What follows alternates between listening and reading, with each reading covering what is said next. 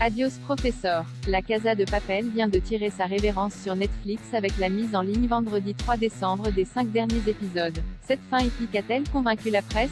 Attention, cette revue de presse contient des spoilers. Si vous n'avez pas vu les derniers épisodes de la Casa de Papel, ne lisez pas ce qui suit. Les braqueurs de la Casa de Papel ont rangé leurs armes définitivement. Après avoir déchaîné les passions auprès du public de Netflix, la série d'Alex Pina a dû se confronter une dernière fois à l'avis de la presse. On le sait, les fins de série suscitent toujours le débat. On se souvient des fins controversées de Dexter, Lost ou Game of Thrones qui ont laissé les fans frustrés. Ou au contraire, celles qui sont données en exemple comme celle de 6 Feet Under, Breaking Bad ou encore celle de Friends. Qu'en est-il de la Casa de Papel? Ce qu'en pense la presse?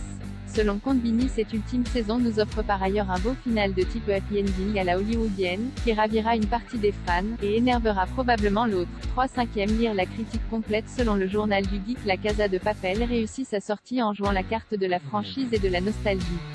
Mal écrite et trop longue, elle aura tout assumé jusqu'au bout, ses défauts comme le peu de qualité qui lui restait. Une série qu'on n'est pas mécontent de voir partir, mais dont on assumera, à notre tour, y avoir pris un certain plaisir.